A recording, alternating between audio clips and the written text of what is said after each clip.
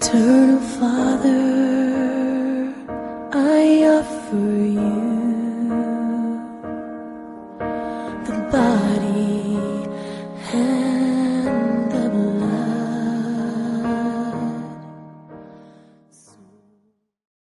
I take this golden opportunity to thank God for having given me this golden chance to talk about his powerful and victorious word.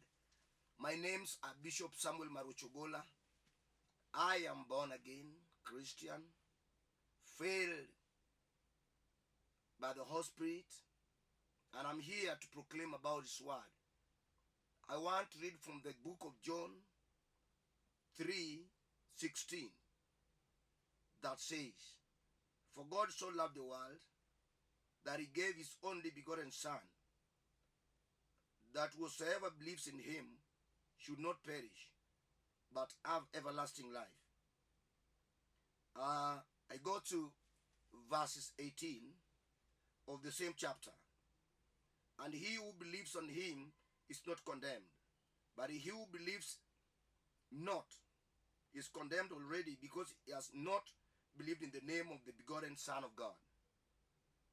I go to 19.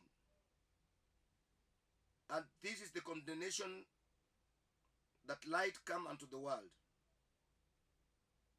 and men loved darkness than light, more than light, because their deeds were evil." I want to talk about love. Love is the passion for something. Love is the esteem. Love is the concern. Love is the driving force towards the need for something. That is what love is. And every love have got a remarkability. And every love has got a show. And I want to tell you that there are so many types of love that we have here on earth. One of the loves that we have is called agape love. It's the love between God and man. Love that God and man have mutually. Another love that we have is called filial love. It's a love between brother and a brother. It's a love between a brother and a sister and a sister and a sister. That love itself usually bonds the two. I think I better call it a blood love between the two. I got another love for money, love for property, love for possession, love for what you have. That one is also there. So many people love money. So many people have their possessions, have their vehicles, have their cars, have their houses. Yeah, it's good to have them. It's good to love them, yeah. It's good, it's not bad, man. You got to love them because they are there to be loved. It's good. But I've got the third one. That is love for the children you have. And the children love that they have for their parents. It's called parental love. A love that bonds a parent to his children, or children to their parents. It's called parental love. I thank God because you're understanding what I mean. But today I want to talk about love between man and God. And also want to talk about love between man and his family.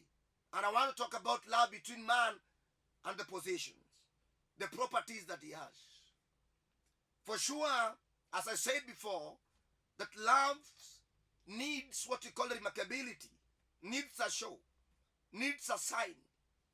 And that's why when God himself loved the world, the way stipulated in the Bible, he had to give away, to give out his only begotten Son. He never minded, because he loved the world, he loved the people. As you see, from the beginning in the Garden of Eden, God loved Adam and Eve, as you know, very much, that he gave him dominion, power, and authority over all the creations that were there. He told them that you got the authority, you got the mandate to name all these animals and birds, fish in the sea, and everything that you see here, and every name that you shall give to them, so they shall be. And that is what I say, that man was in the mind of God before the creation of the world. Man was existing in the spiritual realm before the foundation of the world was laid. God had so much for this man, and that's why he decided to create the man on the sixth day. After creating everything that was pleasant to man, after creating the ecosystem where this man could exist, he didn't want the man to suffer. He didn't want him to suffer. He wanted him to enjoy in the glory, in the fullness of the glory of God. He wanted to walk in the presence of God always. He wanted to be a sign of theophany. He wanted to be, God wanted this man to enjoy him, all the fullness, and that's what I say. But because the devil himself knew the plan of God before, he came and intervened. He gave a lie to man. And because man was very vulnerable, by that time, he never knew the bad, he only knew the new. But I thank God because he also made another way of coming to rescue man. Restoration plan. Even though the man himself had already gone astray, but God had another plan of restoring him back. What I want to talk about is that this plan of restoring man back to God himself really costed God a lot of things that I won't mention all of them here. But one of the things that he did after having a consultation in heaven, seeing if the angels themselves could come and rescue the man and say no, seeing if the elders, 24 elders could come and rescue the man, they say no, to a point that God himself decided to take his only begotten son, that is Jesus Christ, and said no, even if you are only one, I got to take you down and rescue man. Rescue the person that I love most. Rescue the man that is my heart. Rescue the man that I created on the sixth day after every ecosystem had already existed. To go and save him because it's the most lovely creation that I ever had. And because Jesus himself also agreed to come. He offered himself as a ransom. He offered himself as a sacrifice. You know, all the persecutions, all the inflictions, all the problems that Jesus himself undertook was a sign and a show of love that God had for us. And that's why I pity those who diminish the essence of the love itself that I'm mentioning now. I really have a pity for those who see it as a ride. It's not a ride at all. You got to get in it. You got to believe Christ as your personal Savior, because that is the only way that you can be restored back to God, because it was a plan that was already undertaken. Men and women of God, it is time that you got to know that we got to love God himself. We have all the mandate. We have the responsibility to love God with all our heart, with all our mind, and with all our body. Our body should act as a living sacrifice. We should always be humble in ourselves for the sake and the glory of God. We should not uplift ourselves more than the level that has already been put by God himself. We got to know that we live for the purpose and by the purpose of God. And this is the season for the reason of restoration. We got to rise up as a people and say that because of the love that God himself showed to us, we got to run towards him. We got to run towards Christ himself. And we got to proclaim the power and glory. We got to reclaim all that has been taken by the devil from us. I want to tell you that there are those who love money. There are those who love their possessions. to a point that they say that they better die because of what they have. They talk of their cars. Good cars are good, but they're not better than God. That is why a point comes where even the Christians themselves cannot give out what they have for the sake of the gospel. They hold on them. They worship them. They adore them. But I say, but any time that you adore what you have, or you take what you have more than what take you have for God, you are already astray. There is the time that you got to take all you have with the knowledge of knowing that God is the one that has given you those. It's God that has taken you to that level. It's God that has given you that money. Man is made by man. With the knowledge given to man by God, you cannot adore what man has made.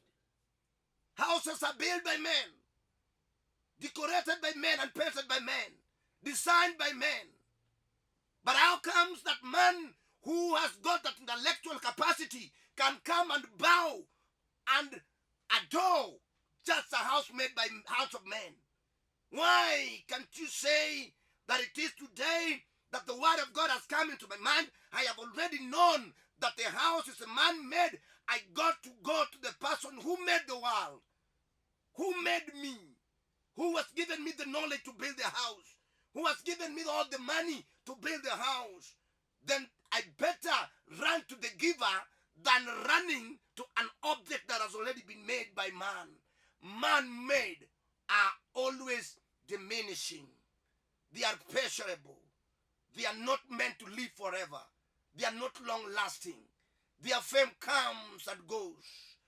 Their prowess comes and goes. But the prowess of God, the knowledge of God, the beauty of God does not fade out. And that's why we cling into it. We love him. God is a giver of life. He gives without discrimination. Love itself is not discriminative. You love your enemies. Even if they want to kill you, you still love them. Even if they are too poor and you are rich, you still love them. Even if you are poor and they are rich, you still love them. Even if your races are different, you still love them. Even if your nationalities do not match, you still love them. Even if you don't share any blood relativity, you still love them. Even if your religionism do not sound the same, you still love them. Even if they are not Christians, you still love them. Love does not discriminate. Love does not know the color. Love does not know our social status. Love is all in all. Love cuts across the divide. Love is God himself. Hallelujah.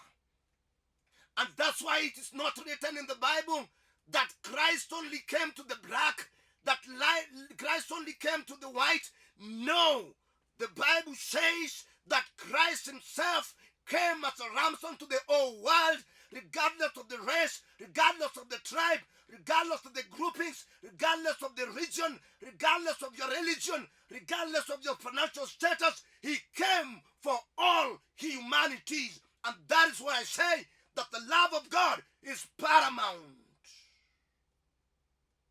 It's non-comparing. It's of his own distinction.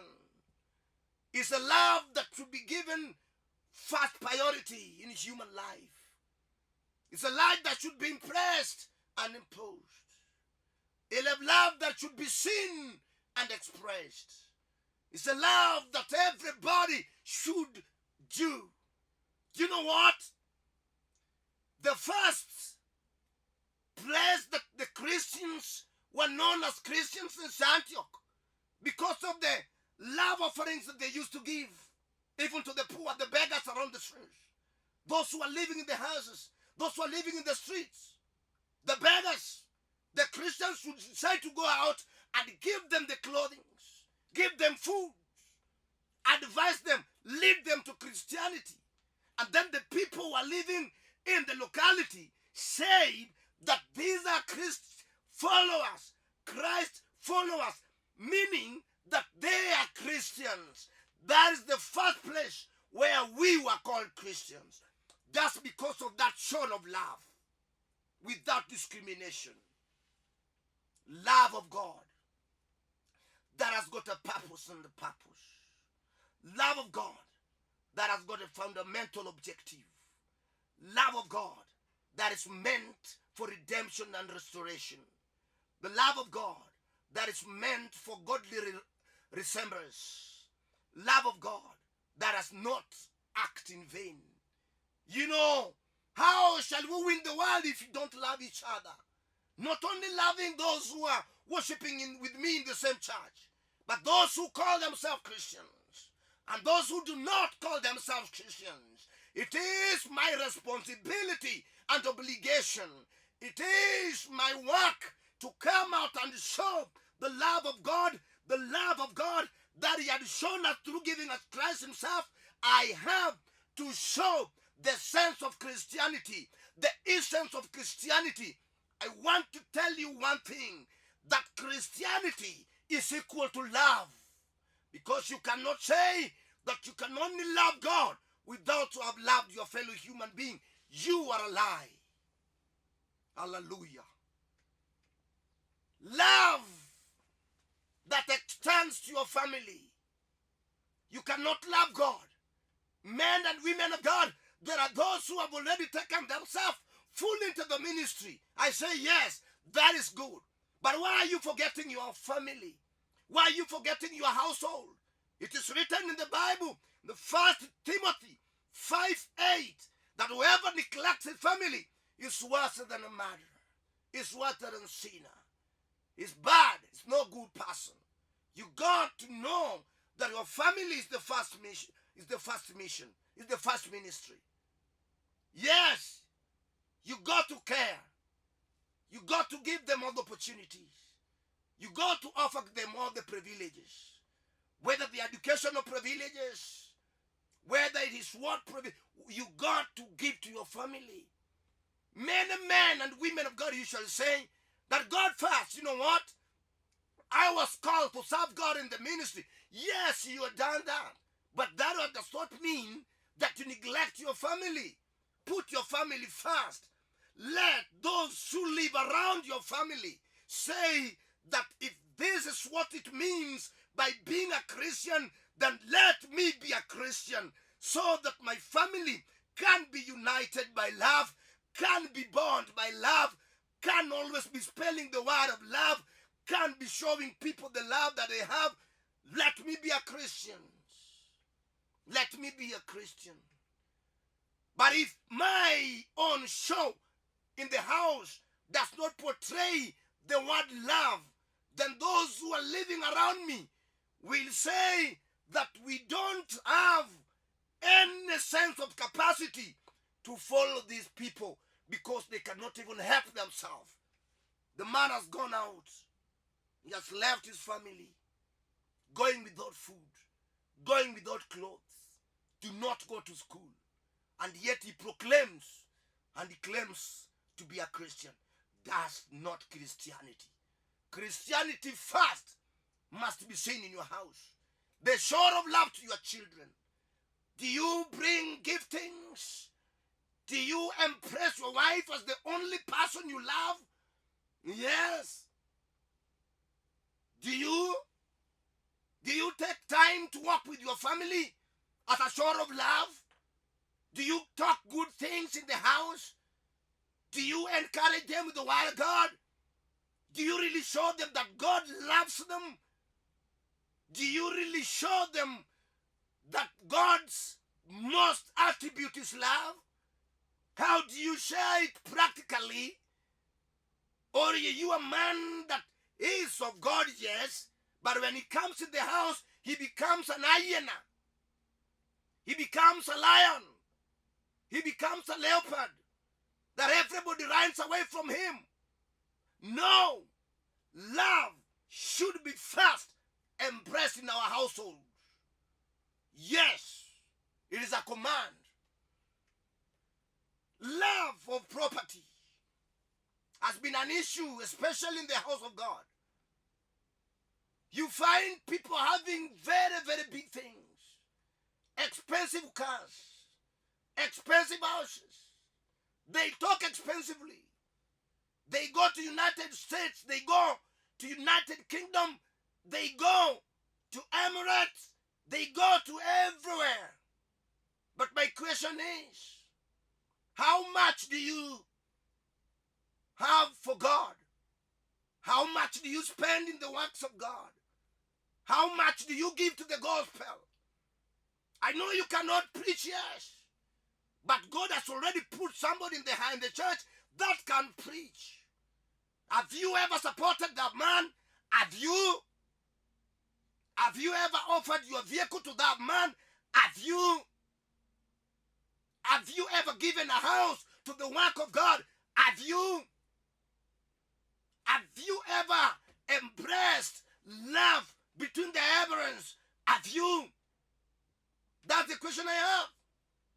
That you normally talk about, I love God, I love God. How much do you love God? Have you given yourself to the work of God?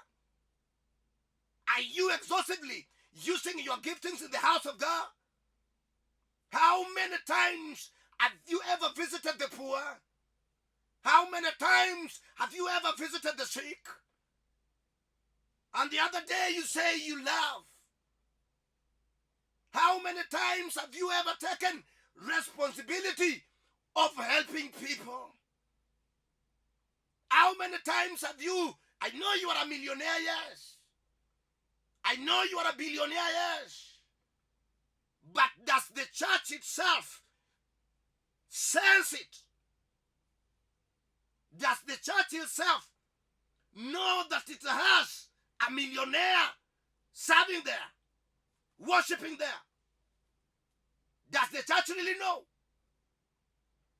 You find men and women of God go without food, and they pastor millionaires in their churches. The millionaires only always talk about what they have, the comfort they have, the extremes that they reach, but they never think of much that they give to the Lord. It is the time that we got to rise above the normalcy, that we got to rise above our traditions and culture.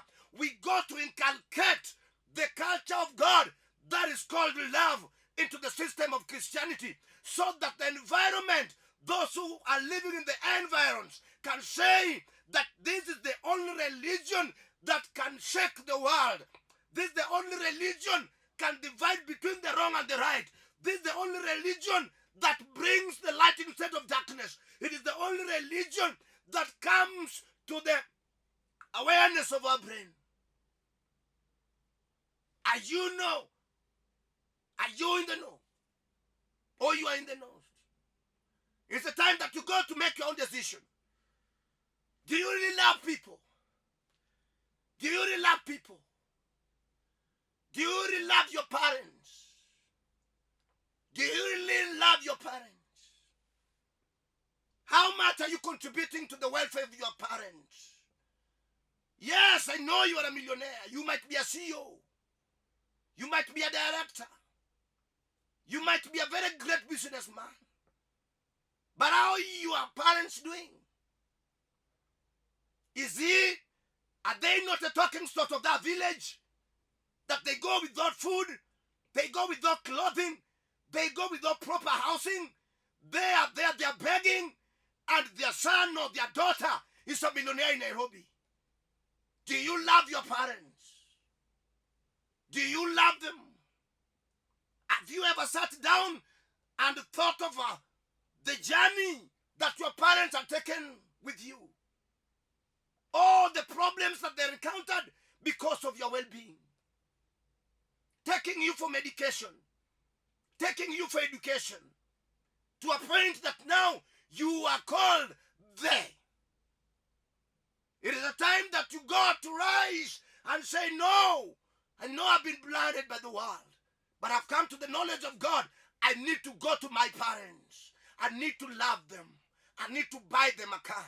I need to say thank you, my parents, for having done this to my life. You made me become what I am. You made me become a CEO. Because of your contribution, I have become what people see. I got to embrace that love into your system. Surely, I'm talking about love that God himself brought to us.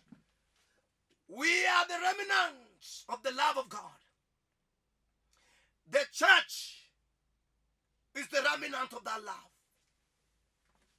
The love that brings and creates a concern in somebody's heart is a love that is not compared to anything. Love without boundaries. Love has no any border. That is what I'm talking about. I know that there are those who have not been loved. I know that your parents do not love you. I know that your sisters and your brothers do not love you.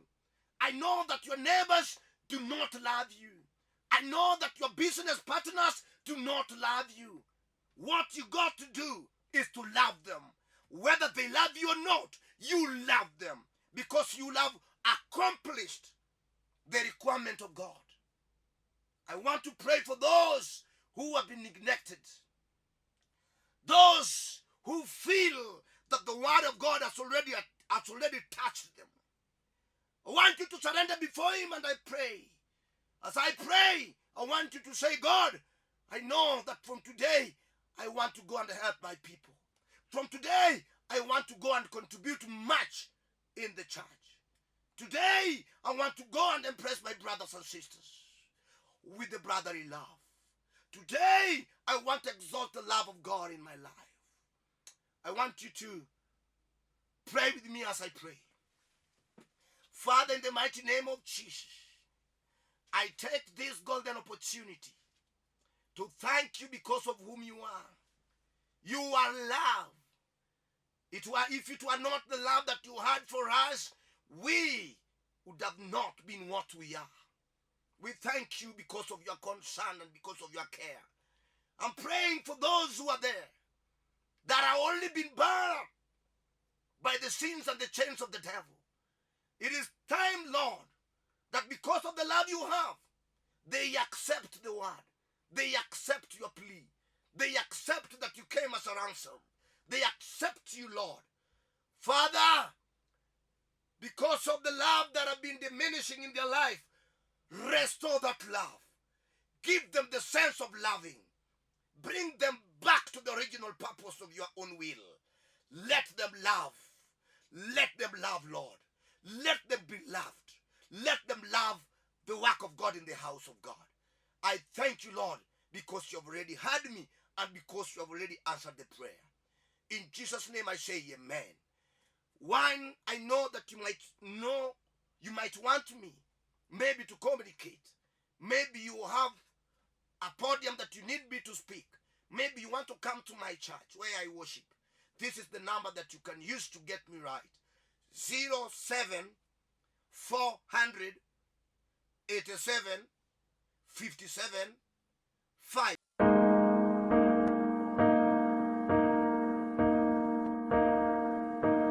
Eternal Father,